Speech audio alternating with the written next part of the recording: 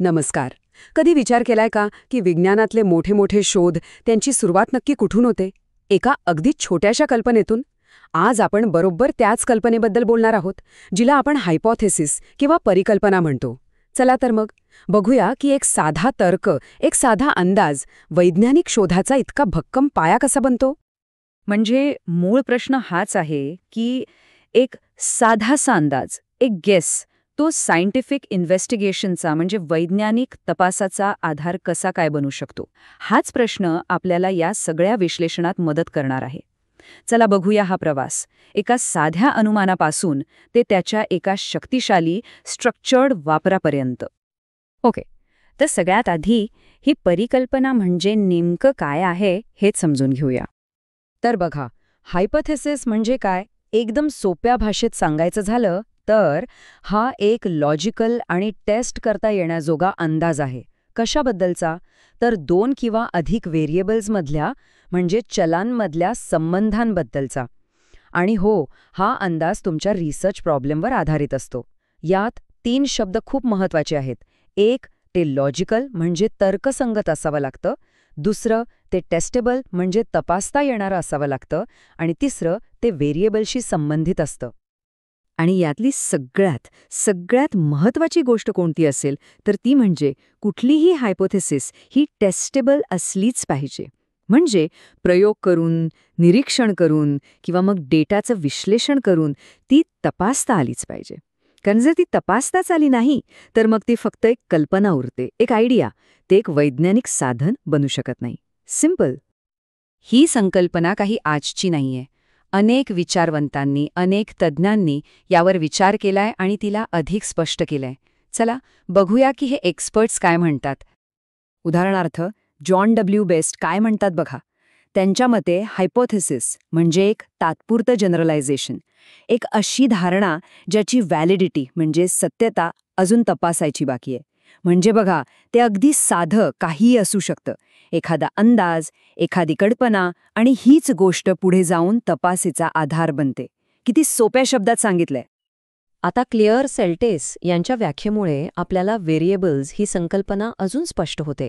त्या अगदी सरळ सांगतात की हायपोथेसिस म्हणजे दुसरं तिसरं काही नाही, तर 2 किंवा अधिक व्हेरिएबल्समधला जो संबंध असतो ना, त्याबद्दलचं एक तात्पुरतं स्टेटमेंट, एकदम टू द पॉइंट.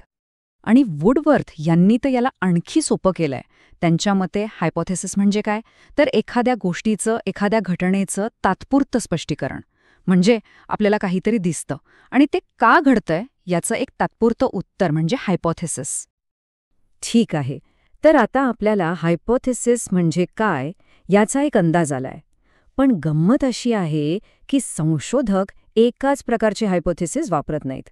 वेगवेगळ्या कामांसाठी वेगवेगळी हत्यारे लागतात, बरोबर? तसंच आहे.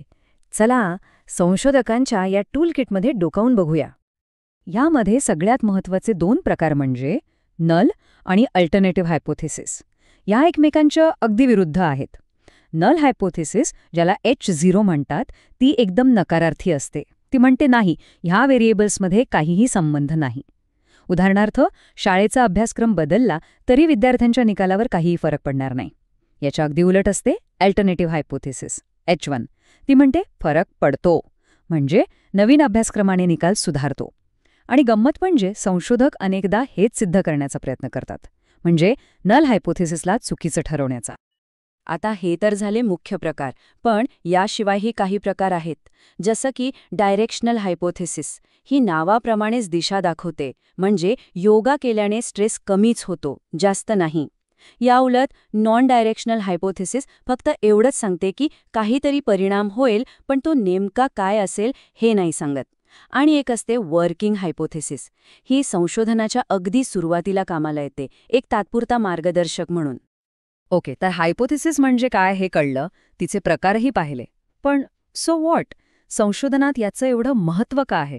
ती इतकी गरजेची का असते? चला आता या सगळ्याचा खरा अर्थ काय ते समजून घेऊया. हे समजून घेण्यासाठी ना एक मस्त उपमा आहे. विचार करा की हायपोथेसिस म्हणजे संशोधकाचा रोडमॅप आहे, एक नकाशा, ज्याच्याशिवाय संशोधक कुठल्या दिशेने जायचं हे ठरवूच शकत नाही. तो हरवून जाईल. आणि हा रोडमॅप कसा मदत करतो? तर बघा, एक, तो संशोधनाला एक निश्चित दिशा देतो. 2. आपल्या समोरची समस्या काय आहे हे अगदी स्पष्ट करतो. 3. आपल्याला कोणता डेटा गोळा करायचा आहे आणि तो कसा तपासायचा याचं मार्गदर्शन करतो. 4. यामुळे संपूर्ण संशोधन प्रक्रिया अधिक कार्यक्षम म्हणजे इफिशियंट होते. 5. जेव्हा आपण हायपोथेसिस टेस्ट करतो तेव्हा त्यातून नवीन ज्ञानाचा जन्म होतो. आणि 6. सगळ्यात महत्त्वाचं, यामुळे आपली विचार करण्याची पद्धत वैज्ञानिक बनते. आपण लॉजिकली विचार करायला लागतो. म्हणजे बघा, थोडक्यात सांगायचं तर मुद्दा हाच आहे. हायपोथेसिस काय करते, ती मोठमोठ्या गोंधळात टाकणाऱ्या प्रश्नांना घेते आणि त्यांचं रूपांतर एका छोट्या, फोकस्ड आणि तपासता येण्याजोग्या प्लॅनमध्ये करते. म्हणजे तो फक्त एक अंदाज नाहीये, तर ज्ञानाच्या दिशेने टाकलेलं एक विचारपूर्वक सुनियोजित पाऊल आहे. आणि आता जाता जाता एक छोटासा विचार सोडून जातो.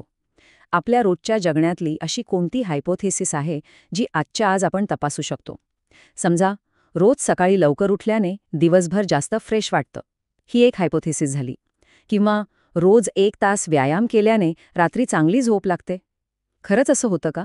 विचार करून बघा, कारण प्रत्येक मोठा वैज्ञानिक शोध अशा छोट्या छोट्या प्रश्नातून आणि त्यांच्या उत्तरांमधून जन्माला आलेला आहे.